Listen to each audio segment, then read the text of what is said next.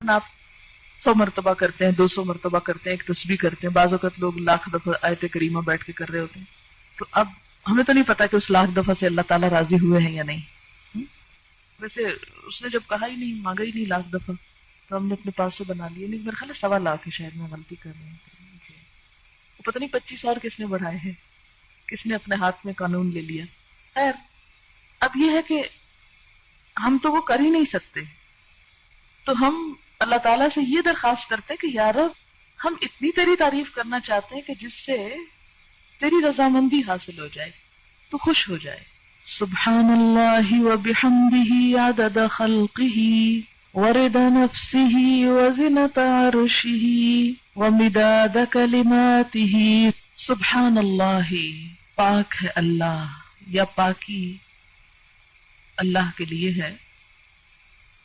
وبحمدہ، اور ساتھ اس کی تعریف کے، یعنی اللہ کی پاکی بیان کرتا ہوں اس کی تعریف کے ساتھ. کتنی پاکی بیان کرتا ہوں، کتنی تسبیح کرتا ہوں؟ عدد، تعداد، گنتی، خلق ہی، اس کی مخلوق کی، یعنی جتنی اس کی مخلوق کی تعداد ہے اتنی دفعہ میں اللہ کی تسبیح کر رہا ہوں. تو اب جب ہم تسبیح کرتے ہیں، جیسے تسبیح پڑھتے ہیں دانوں کے اوپر، تو ہم کہتے ہیں سبحان اللہ سبحان اللہ سبحان اللہ سبحان اللہ، یا انگلیوں کے اوپر پڑھ رہے ہیں آپ، تو ایک وقت میں آپ کتنی دفعہ پڑھ سکتے ہیں؟ مثلا 1 منٹ میں چند دفعہ ہی پڑھیں گے نا. لیکن اگر آپ یہ جملہ بول دیتے ہیں سبحان اللہ وبحمدہ عدد خلقہ، کہ اللہ کی پاکی اس کی تعریف کے ساتھ اتنی مرتبہ جتنی اس کی مخلوق کی تعداد ہے. اور اللہ تعالیٰ کی مخلوق کی تعداد کتنی ہے؟ اللہ تعالیٰ خود فرماتے ہیں وَإِن تَعُدُّوا نِعْمَتَ اللَّهِ لَا تَحْصُوهَا. اگر تم اللہ کی نعمتوں کو گننے لگ جاؤ، تم ان کو گن نہیں سکتے، ان کا شمار نہیں کر سکتے. تو ہم تو گن ہی نہیں سکتے. اسی لیے کہتے ہیں نا کہ کما ينبغي لجلال وجهك، جیسی ہونی چاہیے، ہم تو کرنے کے قابل ہی نہیں ہیں، ہماری تو زبان اس اہل ہی نہیں ہے. اسی لیے عدد خلقہ ورضا نفسہ، رضا کہتے ہیں رضامندی کو، نفس ہی اس کے نفس، یعنی اللہ کی ذات کی رضا کے مطابق، یعنی اتنی تسبیح، اتنی حمد کہ جس سے وہ راضی ہو جائے. وزنۃ عرشہ، اور اس کے عرش کے وزن کے مطابق.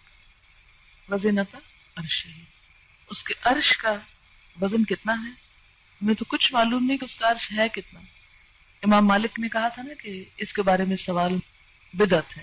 سوال بھی مت کرو کہ کیسا ہے وہ، ہمیں نہیں معلوم، بس اتنا پتا ہے کہ وہ ہے، کیسا ہے یہ نہیں معلوم. وَمِدَادَ كَلِمَاتِهِ، اور اس کے کلمات کی لکھنے میں جتنی سیاہی درکار ہے. مداد کلماتی، اچھا وہ کتنی درکار؟